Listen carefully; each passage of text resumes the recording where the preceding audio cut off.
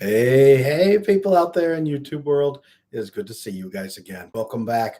Tonight, we're going to be talking about how to build more confidence in your dating life, how to be more confident, whether you are trying to approach somebody, whether you are at the table trying to talk to somebody, whether you are in the middle of a relationship and it's early on in the relationship, how to have more confidence. We're going to talk about that in here. Confidence springs from knowing that you have value and knowing that other people are going to treat you decently. It comes from both places. So you're going to need people in your life who have actually treated you decently. We're going to talk about how to get that. We're going to talk about how to build your connections and your relationships in a better way. We're going to talk about all that dating confidence that is crucial that you have it, because it's really, really, really hard to date successfully without confidence, to be honest with you. You're either going to find people who pity you for not having it, or you're going to have to play endless games to try to hope that the other person never finds out that you are not confident. So tonight, we're going to be taking steps to show you how to build the kind of confidence that's going to give you amazing relationships, kind of relationships that can lead into long-term fulfillment, bonding, marriage, happiness, good sex, all that good stuff. Talk to me tonight over in chat. If you guys are in there, I'd love to see you and talk to you. Let me know how you're doing. I'm going to turn it off of top chat onto live chat. All messages are visible. There we go. Would love to talk with you guys in here. So confidence. Number one, where does bad confidence come from? Bad confidence tends to come from this belief that we have to be endlessly entertaining and endlessly interesting. Where does that come from? Usually with the first year of your life. We are born with something in our brain called mirroring neurons. We're also born with an amygdala in the back. These are some of the basic structures that are really fully formed when you're a child, when you're born. Very few structures are finalized at that point, but those are two of them. Mirroring neurons are very carefully tracking what other people do around you so that you can mimic them and to see if they mimic you. And your mom is supposed to be right up in your face, making faces at you, talking to you, sharing with you, being expressive. We found that little babies who are abandoned in orphanages or abandoned in hospitals, that if they do not have a human face in their face talking to them and sharing and connecting, they will have failure to thrive. Their brain often will not form fully. Their brain will be more mushy. There'll be a lot of problems there, and a lot of their mirroring neurons won't fire. So what they learn is that nobody cares enough about me to connect with me. So then what they try to do is get other people to connect with them by mirroring to them and mimicking other people. And other people are supposed to stop and mimic back. And it's supposed to be their way of connecting with you and building a connection. And if you have a really depressed mom, or a mom who's never there, an angry mom, an anxious mom, an angry dad who's never there, never connects with you, mom is really crucial for this. If you have somebody who doesn't mirror back to you correctly the way they're supposed to, what you learn is, I am not good or interesting enough to get attention from people. I don't deserve attention. People don't care about me. I have to be interesting enough to provoke a response. This could be interesting. It could be stimulating. It could be taking control. It could be being the Joker, being outrageous, causing all kinds of problems. Not the Joker, like the class Joker. I mean, even the Joker, even being the Joker. I will be taken seriously. It is forcing others to take you seriously, either through positive stimulation or negative stimulation. And a lot of this leads to, in the dating world, feeling like you are in a race to be the most interesting person in their life, or they will dump you. A lot of women sleep with men on the first date. Let me rephrase that. The women who sleep with men on the first date, a lot of them will say, if I don't, he will lose interest. This comes from mom in her childhood. It could come from dad. It comes from nobody gave her that mirroring neuron attention to understand that she was worthy of connection and bonding without being interesting. So she has learned to use her sexuality and her body to make people interested. The only thing interesting about you is your boobs and all your nether regions. That's it. That's all that's interesting about you. So you have to keep him constantly stimulated all the time. These are girls that on their dating apps and dating profiles, they put just here to have fun, even though it's not what they want. They put that on there. They try to be fun party girls. They spend all of their teens and 20s being fun party girls. They do all the various look at me, look at me, look at me things, trying to be really interesting. But once they get in a relationship, they are a complete nervous disaster because they are endlessly trying to be interesting. These are guys who are also trying to be overwhelmingly interesting. A lot of nice guys. I'm going to do nice things for you. I will pay your bills into sex. I will drive you around to see your other boyfriends, and eventually you will have sex with me. You will see how great I am. Trying to be nice, trying to be interesting, trying to stimulate, trying to give gifts, trying to earn the attention they never got as children. POV Master sounds like every girl I've dated in New York City. New York City is an absolute disaster zone for what's called attachment. This is attachment. Attachment is the way you understand how to give and receive love with other human beings and get your needs met. I hate those guys with a passion. The nice guys, it is so disingenuous, all of it, from men or women. It's more acceptable in women because we say, oh, she's just shy, she's a little insecure. Guys, it's like, he's the scum of the earth, we should bury him up to his neck so he dies. It's just a lot harsher. We live in that kind of world, unfortunately. All of this is what creates attachment. Do people care about me, or do I have to make them care about me? Do they actually view me as worthwhile or not? Really important to make this distinction. You can fix this later in life. Building confidence is going to involve fixing this and having different experiences with people. Caitlin, yo, help me find this unicorn that is confidence. Caitlin, we will hunt that mighty unicorn and we will do this together. We will totally do that. We're going to talk about that here tonight, how to build that confidence. Yes, welcome. I gain confidence by keeping the promises I make to myself and not lying. Good one. I started small, like making my bed every day or not exaggerating. Small promises make small wins, and wins build confidence. Very true. Yes, that is what we would call sticking to your core principles, your personal honor code, your values. Sticking to those builds self-confidence and self-respect. It's self-respect. A lot of times when we learn as little kids that no one was going to care about us and mirror us and reflect us and bond with us or care about us, give us attention, we learn that we have to do everything we can to make people interested, and we have to do everything we can to avoid pain and avoid making people angry, because the only thing keeping our attention on us and accepting us or not rejecting us, not abandoning us or not hurting us, is if we are interesting in giving them enough positive feelings. So we want to diminish the friction they feel. So we lie.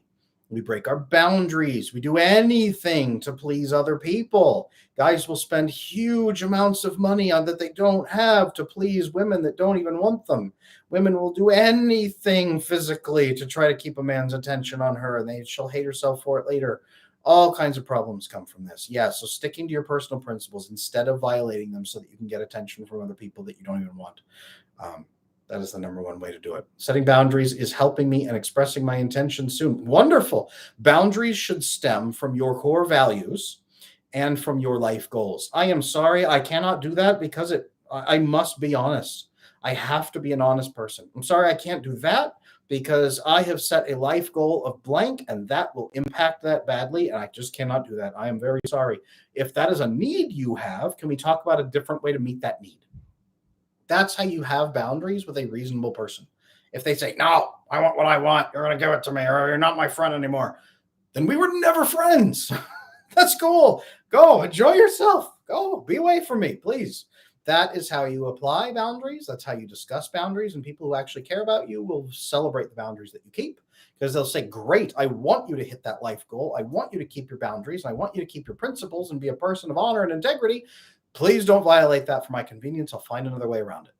Or here is my actual need. Is there a way we could meet it that will not hurt your boundaries? That's what a good person who cares about you will do. So confidence comes from finding your core principles, defining them and living to them. But you still have that problem of thinking that you have to constantly be interesting and engaging all the time, or people will leave you. So you have to stimulate them. That's not really how it goes. You need people in your life who have more secure outlook on the world, people who are healthier, people who want different things. Because here's the thing.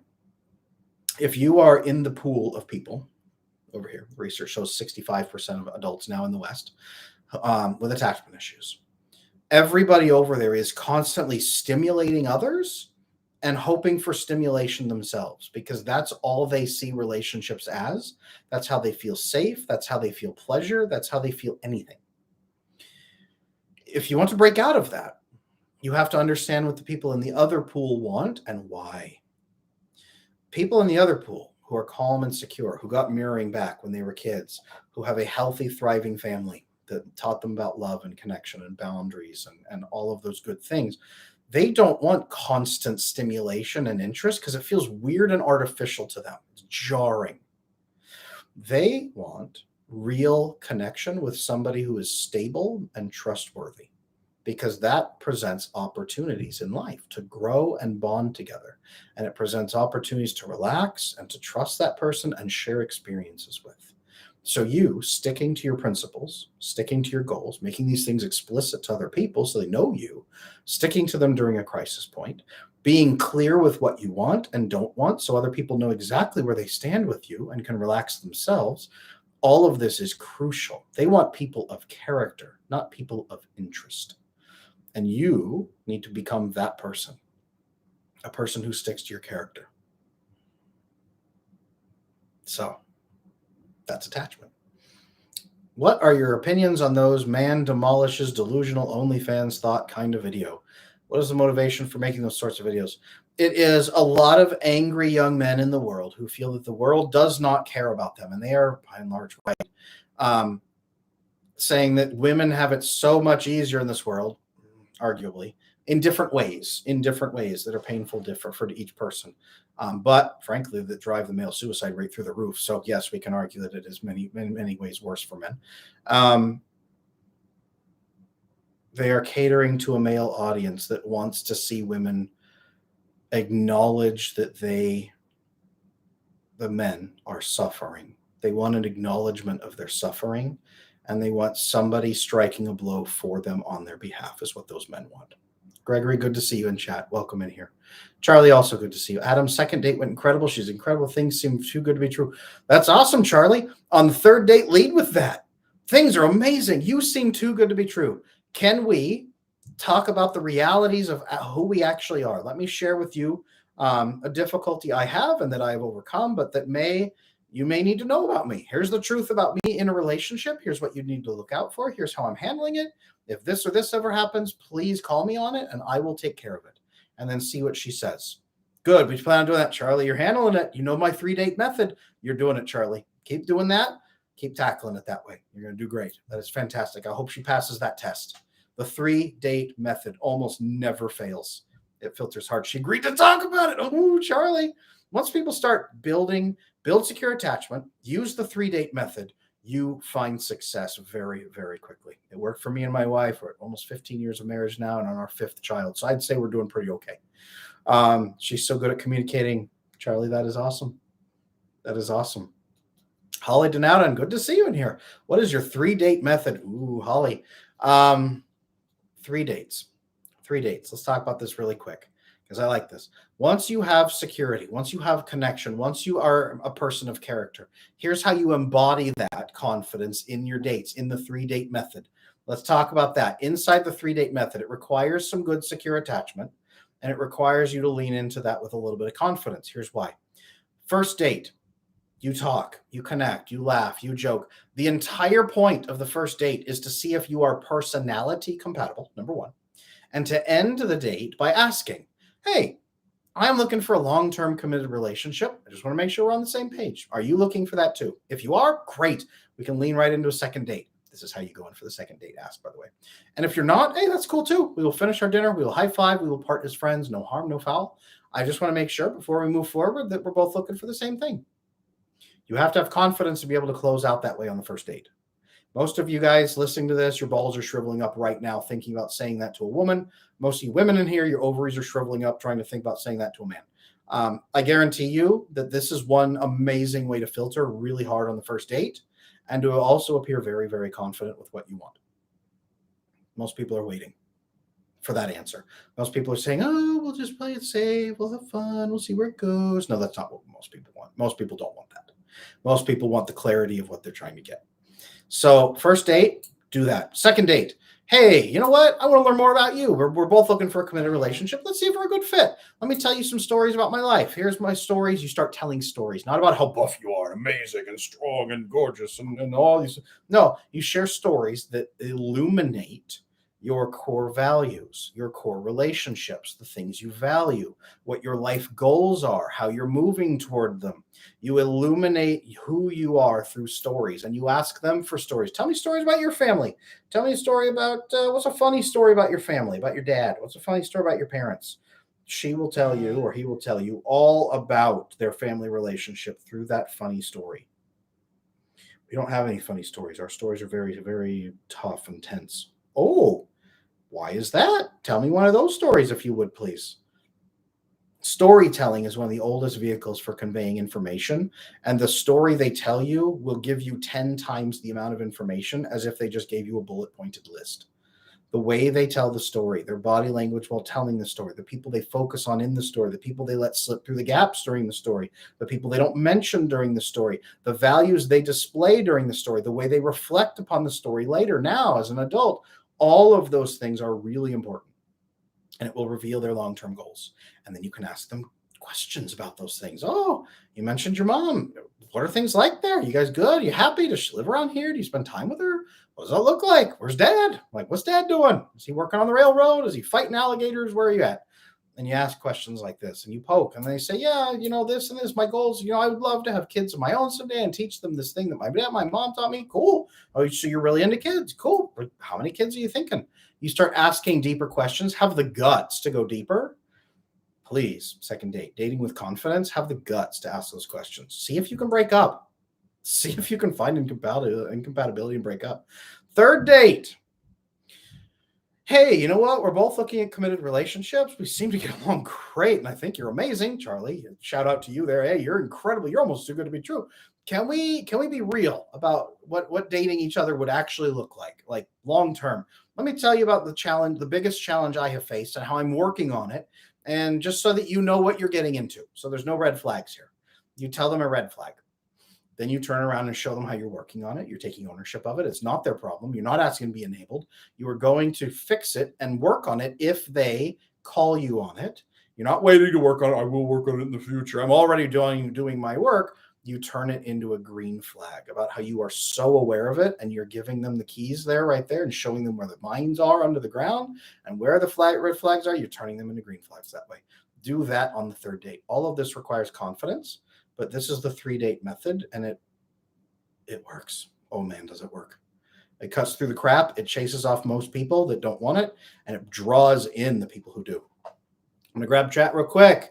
Can we set up a dating pool from your chats? I want to date a man who learns about these things. Second career as a matchmaker. There you go, Holly. Hey, shout out to anybody in the chat looking for a wife. There's Holly right there. There we go. Is it okay to hold hands in a relationship? Yes. I mean, ask your partner. What does your partner think? Hey, partner, do you like holding hands? Ask them that. I mean, they could say, no, I'd rather die, but ask them. Yes, it is okay to hold hands in a general relationship. Ask them. See what they think. Any tips on finding a good relationship in the disaster zone, New York City? Or I may want to wait to get out of the country. Passport bro. The best success I can say is very, very carefully cultivate your dating profile if you're going to use one online, and be enormously clear about what you're looking for, the values that you hold, and what you are looking for in a partner character-wise. Be very, very brutally clear about exactly what you're looking for, long-term commitment, short-term, whatever it is you're looking for. Treat your dating profile that way, and then have a professional photo taken that is suitable for a dating profile. Tell the photographer that. You'll stand out a little bit more, and then they'll see that you are actually spending money to be very careful, and then you put at the header, looking for a long-term committed relationship headed toward marriage and kids. Something like that. Filter that way. I'm a 25-year-old man, never had a girlfriend before. I'm nervous to get there because girls my age are likely seeking marriage, and I barely know where to start. Dude, free comment. Do you know how many guys message me and say, Adam, I'm 20-something, and I've never had a girlfriend, and I think no woman will ever want me because I'm a disaster who has never met love, and I'm inexperienced, and everybody tells me women want experience. No, bro. Women want you to have emotional maturity and some stability they can count on, and to have good moral character so they can trust you. They really don't care if you haven't had a girlfriend before. They may ask. It's like a gap on your resume. Think of it like a gap on your resume. Hey, where were you for this 2 years? There's a big difference between, hey, I was stoned sitting in my mom's basement smoking pot and playing Xbox, and now she told me to get a job. And those 2 years I took off, I traveled around, and I fed orphans on the street of India, and I fed 3,000 orphans, and I learned their life stories. And here's a picture of me with these orphans. And now I am back to apply the same diligence and discipline at this job. One of those will get you hired. One of those will get you laughed at. So free comment, paint your story correctly, that you've been careful about connecting the right relationship because it means so much to you, and that it will have to be a special woman for you to do so. If it wasn't for my career, I'd move to Colombia or Brazil. I hear you. Get married, have my kids, live a simple life. No, I hear you. South American love hits differently compared to here. I have heard that from a number of men. Yes, I understand. I'm guessing Chicago is similar to New York in regards to dating. Barlett, not quite. Portions of Chicago can be, but other portions of it are not, and it really depends. Chicago seems to be a lot of it is who you know, and you can still build connections that will then connect you to their friends and family. It's not quite as shattered as New York City, but Maria, hi, I'm from Brazil. There you go, POV. There you go. Guys, right there. Get married. There you go. Have lots of babies. Name one of them Adam. We'll be good. Things are not looking any good down here. Maria. All right, spill the tea. Let us know what's going on. Let us know what's going on there. What's going on inside down there in Brazil? I've heard all kinds of things about people moving in and doing all kinds of crazy stuff. So I'd love to hear. I think I'm having anxiety because I've never been with a woman this stable and legit. Ooh, she's mentioned lots of times how attracted she is to my self-awareness and thoughtful questions. This stuff works, guys. Charlie, bruh, you're killing it. I think I'm having anxiety. I've never been with a woman this stable and legit. Charlie, that's normal, especially when you're fixing your attachment. To combat that, have that discussion on third date. Talk to her about how you're already fixing it. And then say, you don't have to say, I'm so scared. Say, for example, you are an amazing woman, and I love how stable and legitimate you are. And I want to make sure that we take the best care of this growing relationship as possible. Can you share with me what your expectations would be for me going forward so that I can make sure that I meet them, so that I'm not trying to meet secret expectations and I'm not jumping all over the place guessing. Be very clear, upfront with confidence. Turn your red flag into a green flag. There you go, Charlie. Good questions over in chat. I love this tonight, you guys. I've got about a half hour. Happy to talk over here. Confidence in relationships, like I've said. So you've heard a lot of my methods here tonight. You have heard a lot of these approaches here tonight. How do you actually fix this, though? Fixing your attachment to build that kind of confidence requires you to have good relationships before you go out looking for a partner. Imagine you go out and try to find somebody, and they are a complete nervous wreck. They have no friends. They have broken family relationships. They have no hobbies. They don't do anything. They just huddle at home in the dark. And then they are trying to find one dating partner who is going to solve all of their life problems and be the sole source of light in a dark life. Whether you're male or female, hopefully your save them instinct didn't just activate. Captain Save-A-Ho, I see you out there. Please, please, please don't be the person who is going out doing this in relationships. Don't go dating looking for one person to be the sole source of light in your life. Damn it, Adam, you just described me. Angelus, darn it.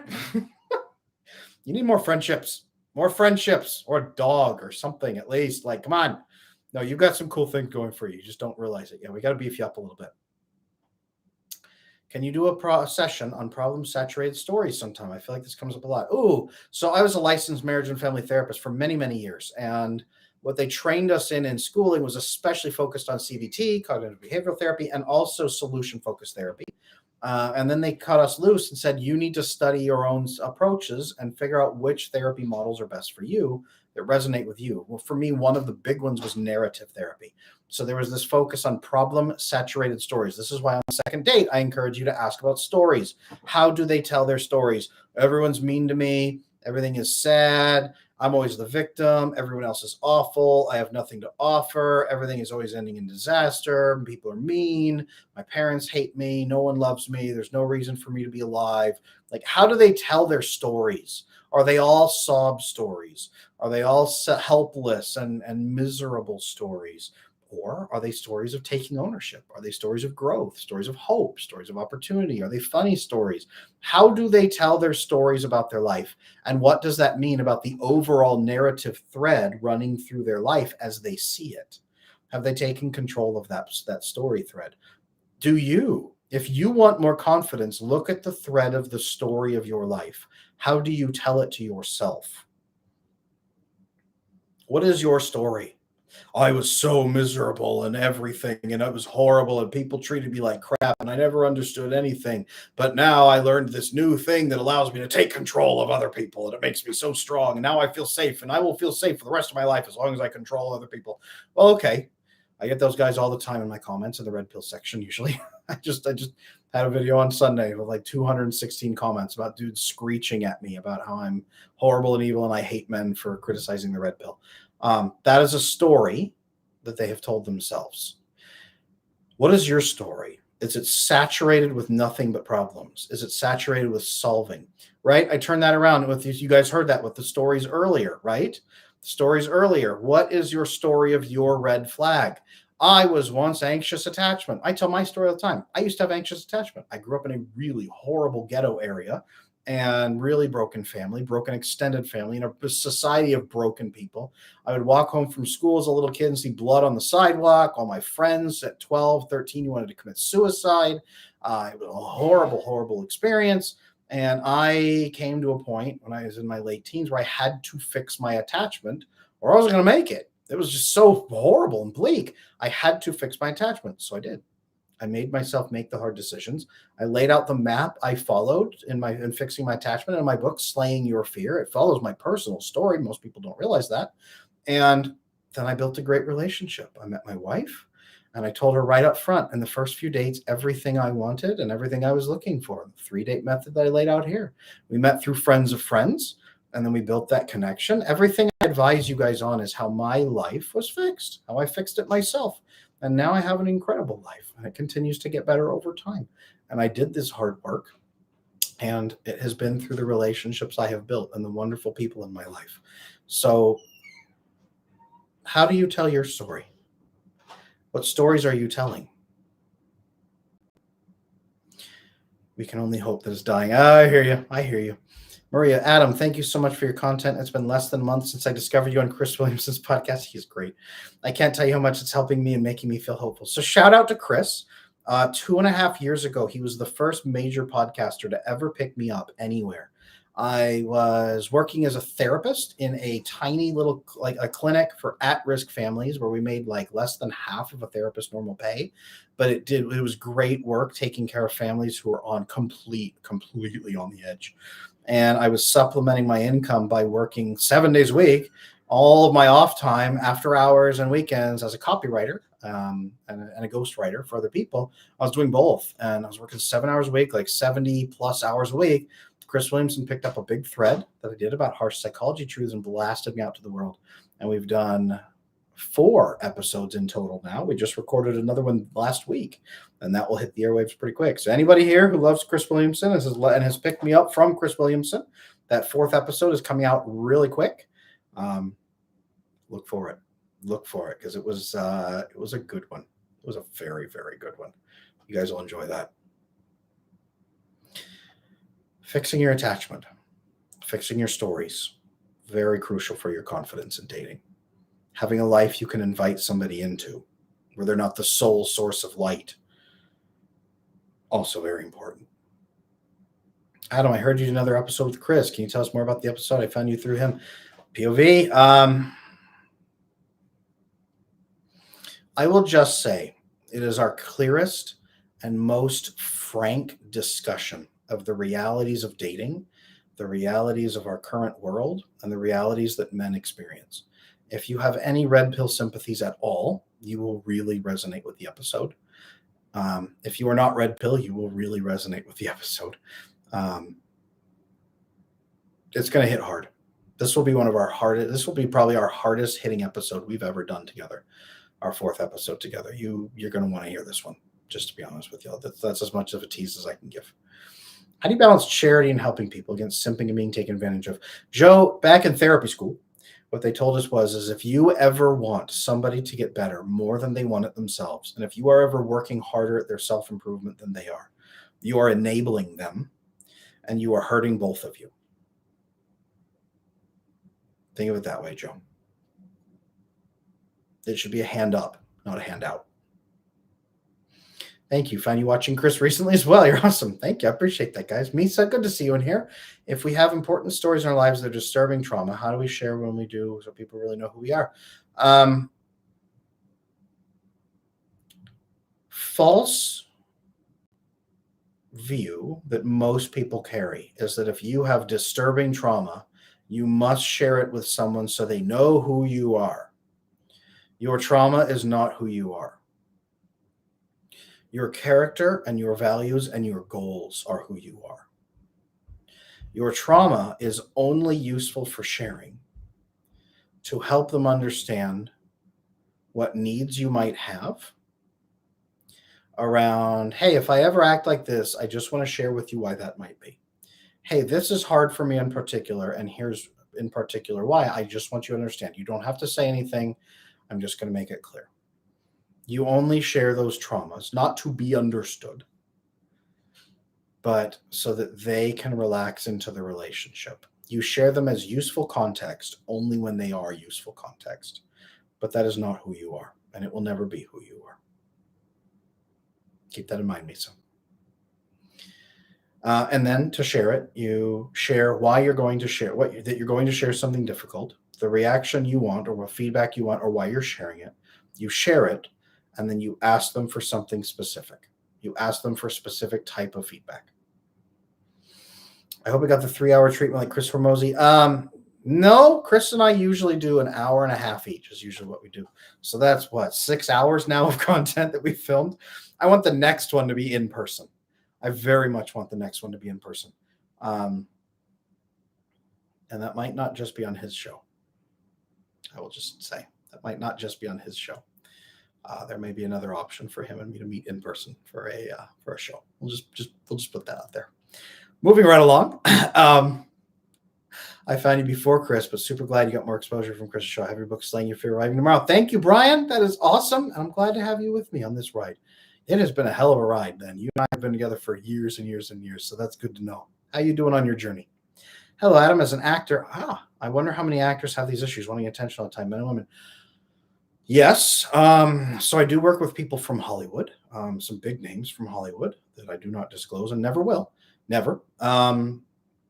Yes, a lot of actors learn to be interesting through their attachment issues, and they learn how to be maximum interesting, and then they develop a career out of being maximum interesting.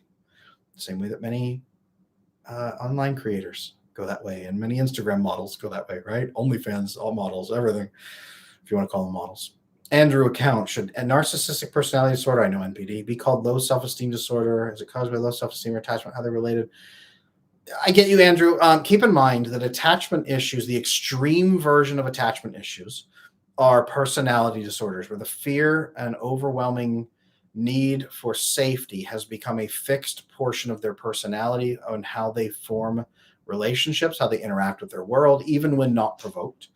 And that, yes, it can come from low self-esteem, but narcissistic personality disorder is more of an offshoot of avoidant attachment style, in my opinion, which is usually the belief that other people cannot be trusted, is usually where that comes in.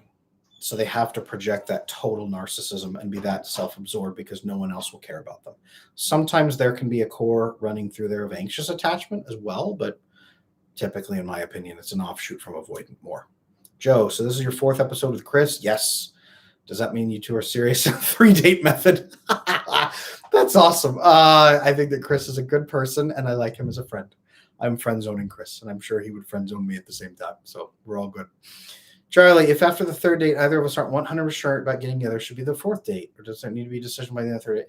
No, it's not a hard and fast rule, but here's what I do recommend is by the end of the 3rd date, you can say, hey, this feels like a good fit. I really would like to build a relationship with you. And you don't have to be that clinical. You just say, man, this feels like a good fit. What do you think about being together as a couple officially? Can we make this official? Can we be exclusive? Right? All the terms all the young people use these days. Hey, this feels great. What do you think about being exclusive? What do you think about being exclusive? What do you think about that? Are you ready for that? Make that a conversation and see where they're at. You know what? I need a little bit more. I got really burned in my last relationship, and I just kind of want to take it a little bit slow. Can we do a couple more dates? Sure, absolutely. What more would you like to learn about me, and what kind of dates would help you make up your mind? Do that. Give that a shot, Charlie.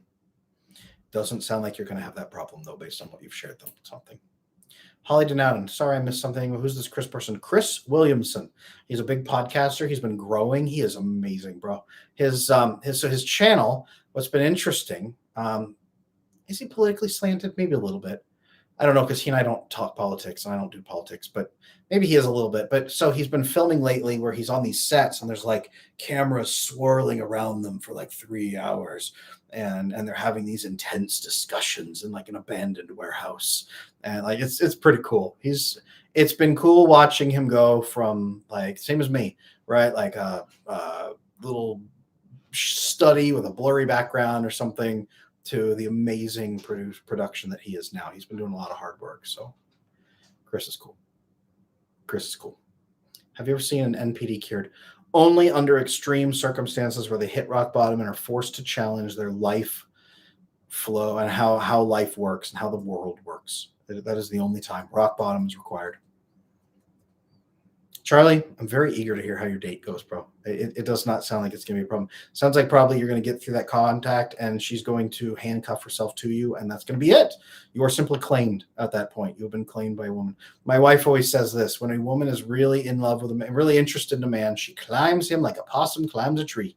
And that is probably what's going to happen to you, Charlie. She is simply going to climb you like a possum right there at the table, and you will be claimed and you'll have no options. It's probably what's going to happen. People in smaller cities are more wholesome in general. In Brazil? Okay, interesting. Could be. That could be. There is that idea of like, rural people having more morality. I don't necessarily agree with it, but people in more rural areas can sometimes often have better attachment, because going to the major city often can shred family bonds, which is a big thing that has really come in. It's kind of a lingering thing from the 1920s, from the Dust Bowl, from the Great Depression, from World War I. The fallout of it is people go to the city, their families completely fall apart, and they fall apart in moral degeneracy as they are utterly alone and have to do anything to survive. That's where a lot of that comes from. Small town people can be just as wild and crazy as anybody else. It's just that in the city, you have so much more to bounce off of and so many more negative experiences to have rapid fire back to back to back. So there we go. This is good, you guys. I got about 10 minutes left here tonight. What other questions do you guys have here tonight? How else can I help you? San Francisco. Gregory. Oh, poop capital of the United States. Adam, are you familiar with the work of Cindy Hazen? Sounds so familiar. I am blanking right. It's been a long day. I'm sorry. First learned attachment theory from her class. She has very interesting papers. It sounds so familiar. Please refresh my memory. I'm blanking right now. When you got as many kids as I have, your memory doesn't work. I've come to the conclusion no one is dating. Wait a minute. Cindy Hazen. No, sorry. That was Karen. I'm reading up my attachment books up there. Hazen, Karen. There you go. I've come to the conclusion no one is dating. They are courting for life or betting. That is a good dichotomy, Joe. Am I wrong or missing something? A lot of them are betting, hoping for the results of courting. Most women are doing that, actually. The only ones who are not are the avoidant ones, and they're blowing through men like you wouldn't. That is a horrible phrasing. I should not have said blowing through men. They are going through men at an unprecedented rate, and they are hurting a lot of men, and especially anxiously attached men. And then men use those women as a model for all women everywhere. And it's just not how it is. Most women are looking. Excuse me. Most women are looking for the deeper connection. Hold on. I got to drink something. Talk and chat. Encourage me a little bit. Sorry, you guys.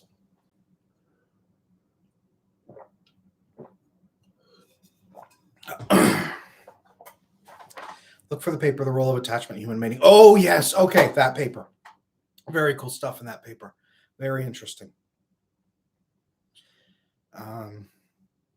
Charlie, we met through a dating app. If we decide to be together, I'm looking forward to us deleting our profiles together. Why is my throat being attacked? Sorry, you guys, all of a sudden, end of the day. Yes, Charlie, you can find success through dating apps. You absolutely can. As much as I'm not for them, just because the dating app pool is generally speaking not super healthy. Not evil or anything, but just generally not super healthy.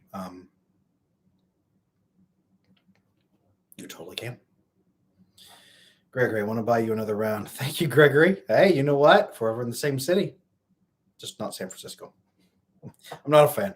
I went there a lot when I was a young kid, and it was nicer, and it has just been obliterated lately with just their policies. So nothing against the people there. Just I don't like poop on my shoes.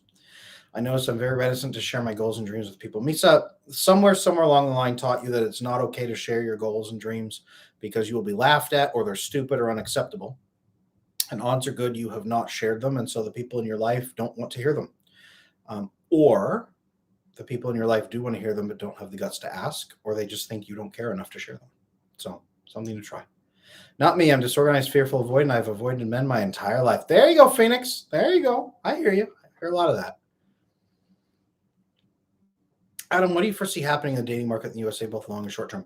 I think it's going to get worse. And then I think people are going to get wretchedly miserable of it. And then I think someone and somewhere is going to have to bring new ideas to the forefront, probably more courtship ideas. I think men and women are both going to get exhausted by the endless, mindless sex.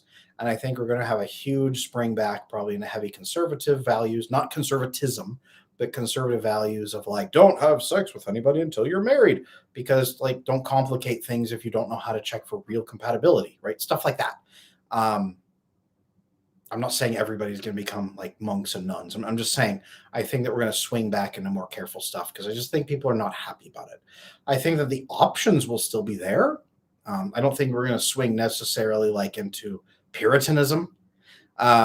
I just think that we're going to swing back into, hey, maybe endless hedonism is not really the answer.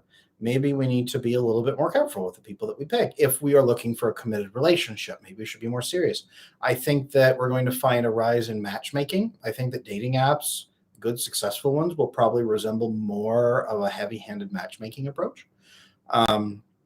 I think they're going to have more strict criteria on dating apps. So there's probably going to be like an attachment-based dating app that's going to have like these people are carefully verified that they, have done some attachment work or something like that. I have no idea, but I think that there's going to be a call for that a lot more because people are wanting it more.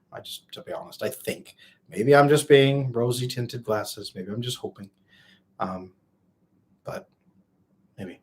Holly, what do you recommend if someone's in a loving relationship but feels like it lacks excitement and a bit of depth? What do we work on? When do we move on in relationships? If you don't recommend dating apps, totally understandable. What do you recommend? If someone's in a loving relationship, feels it lacks excitement and depth, generally speaking, what that means is that you lack vasopressin. You need to start releasing the vasopressin bonding by solving problems together. That means that you are not solving enough problems together. It can be as simple as doing jigsaw puzzles. It can be learning skills. It can be tackling challenges together, building an IKEA bookshelf if you can survive the battle. It can be doing escape rooms. It can be learning more skills together by taking a class, cooking together. Start solving problems together and releasing vasopressin in your brain together as a couple. That will really deepen the bond. Give that a shot. Will you ever go on tour like Jordan Peterson? There are plans, and there's a pathway to doing that. Right now, if I go on tour, people would say, who? And I'd have to be outside of a McDonald's or something. There are plans, and there's a pathway to getting there, and I very much hope so. I actually work with the team that helped Jordan Peterson grow into the cultural phenomenon that he is, and they branched off and created their own agency, and I'm their flagship dude, and that is one of our goals, is to get there where I am helping the larger society make decisions for themselves, not telling people what to do, but helping people make different decisions for themselves if they wish to. Part of the goal. We'll get there, you guys.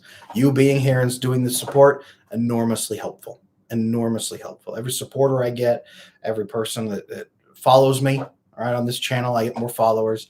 Every person that joins my community, or every person that just puts comments on my videos or just hit like, anything like that is helping build it. So I appreciate you guys. Without you, I couldn't be here. So thank you. Maybe you should design the attachment dating app. We'll get there. We will get there. Misa, I was told I was stupid a lot. I very much figured. I'd be up for engineering the attachment dating app, an app for people who hate apps. There you go. Both of you, I totally feel you. Gustavo, I'll have to think about that here in the future. I basically tripped and fell into a date with a girl whose dad recently died. Ooh, I feel like I'm in a bit of an awkward position. Have you just point blank asked her, like, look, this looks like an awful relationship or an awful setup. What do you need to make this a fulfilling relationship that you're not going to regret and that both of us can have confidence in? What needs to happen here? I would just ask her free comment, because that's things like that are going to happen if you get married or stay together or whatever it might be. I asked Jordan Peterson why he never talked about attachment theory. He said he wasn't sure why. I don't know. I don't know. That was one of the second people that got me really big was his daughter, Michaela Peterson. I was on her podcast 2 years ago, and we talked about attachment theory, and I introduced her to attachment theory, and it was a pretty interesting conversation. So I know that they know about attachment theory. At least she does now. I was the one who taught her, so far as I know. I think you're going to be amazing and famous someday. You're awesome. Well, thank you, Phoenix. I appreciate that. I just want to be able to help people. That's it. I want to be able to help people to build the relationships they want, to have the families they want, to move forward from where we are hurting so that people are not afraid of each other. We don't have radical ideologies out there making people feel terrified of each other and think they have to do awful things to feel safe. And people can just take care of each other. That's what I want. I want to put myself out of business someday. When are you next going live on here? Maria, tomorrow night with another creator. Last week I went live with Sarah Dawn Moore, and next tomorrow I'm going live as well, probably on her channel. I will post the link here on my community post when we're going to go live. So it'll be a community post, a text post. Turn on notifications on your phone and on your app, your YouTube app. If you turn the YouTube app on, your phone will still block it. But if you turn notifications on, you'll still get the ding when I go live, Tuesdays and Wednesdays, 7 p.m. U.S. Central Time. 7 p.m. U.S. Central Time. Same time slot we're right now that we're just concluding. You make interesting points. You know what hit me hard? No one in the West dates for potential anymore. I've talked to guy friends who view relationships more as a burden than a help in their career. Man, POV, I could not do what I do without my wife. That is unbelievable. And I know, and it is. There's a lot of work to sink into it. But is there ever a role for casual dating, or should you end it if you don't see a future? As long as you are both aware that that is what you're doing, tell them that. Be clear about it. Honestly, be clear about it. There's no role for casual dating in my life, and there wasn't. Not in my life. That wasn't what I wanted. I am not here to tell you what your life should be, but you should sit down and you should look at what you want your life to be, and then ask yourself if casual dating fits into your long-term plan, and any unintended consequences of casual dating, right? There's all kinds of accidental unintended consequences of casual dating sometimes. Just be aware of those. Make sure you're accommodating for any kind of risks. Holly, have you seen the Barbie movie yet? I did not. If you did, what did you think? I loved it. Please tell me you loved it. Not yet. I need to, because my team on the back end has been telling me, Adam, you need to see Barbie and talk about it from attachment lens. And I have heard that like Ken's story is very interesting, in particular for men. So at some point I'm gonna have to sit and watch the Barbie film. Is it appropriate for kids? Is it like not appropriate for kids? I have no idea what to expect. Could you guys tell me really quick, anyone who's seen Barbie? I have a 7-year-old, a 5-year-old, a 3-year-old, and a 1-year-old. Is it appropriate, or is it really not appropriate? Just let me know. Adam will be famous and help a lot of people. I hope I will help a lot of people. Thank you, Corey. If I happen to end up famous, that would be a good tool for helping a lot of people, I guess. That is how I view it. If I end up famous, it would be cool to be able to use that to help more people. Cool. As long as I can still go down to the corner pub and get a hamburger and not have people try to, I don't know, hug me or something. I don't know. Even that would be okay. I'd hug people. That's fine. It's just don't get in the way of me and my burger. I was trying to plant the seed. You should ask Michaela to talk to her dad about talking to you. I hear you, Dwayne. I hear you. Why don't you shoot them a message and ask them that? That'd be cool. I appreciate you, Dwayne. Thank you. If you guys would like to see me talk to people, I don't know if you guys, does anybody here know how the creator economy and the creator backend works? Like how all of us creators like get to know each other. Here's what happens is other people introduce us to each other's content.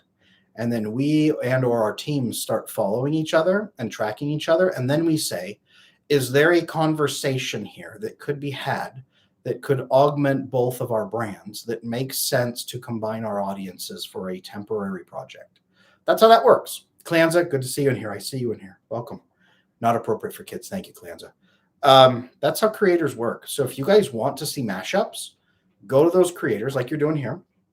Go to both creators and say, hey, have you seen blank? Hey, this would be a great conversation. If you recommend topics, this would be a great conversation between the two of you to tackle how attachment theory is impacting men today and what we can do to help men stop committing suicide in Gen Z. Stop Gen Z from committing suicide. Stop Gen Alpha from committing suicide, whatever it is right now. There's both of them. If you can talk to each creator about that and they see that a few times, it starts spiking for the creators and for that. So, all right. I think that's it for me for tonight, you guys. I hope that helped with the confidence. This replay will be posted on my channel here pretty quick as soon as it processes. If you want to go back to the beginning, for those of you who showed up at the end, thank you. I appreciate that you're here.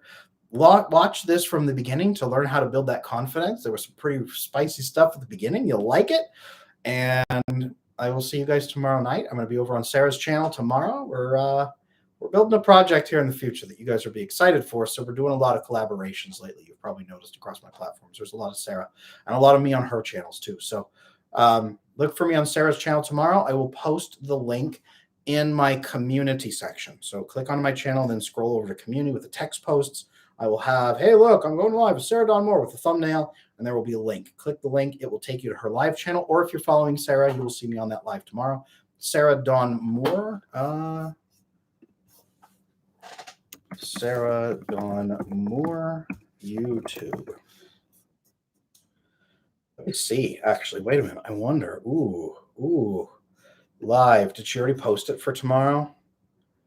No, she didn't post a thing yet for tomorrow. That is okay. We will forgive her because she is awesome. Here is what I'm going to do. I'm going to drop this over here in chat. That is Sarah. I will be on her channel tomorrow night at 7 p.m. U.S. Central Time. Sorry I froze, so this is delayed. Barbie would probably be fine for kids. My 10 and 12 liked it. Not appropriate was over their heads. Bum smack. I didn't love that. I think it's it. Gotcha. Gotcha, Holly. I appreciate that. That is Sarah's channel. I will be on tomorrow night. Sarah Dawn Moore. She is interesting. I really like her as a creator, which is why she and I have been collaborating so much. She is very pro-men without being anti-women, and she is not red pill.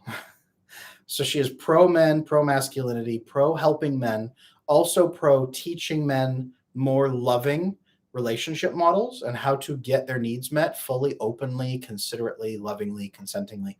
All the good stuff that we like from red pill with none of the ick that we hate from red pill. So you guys will, I think that you guys will really like Sarah if you haven't connected with her yet. I've been watching her videos. There you go, Alex.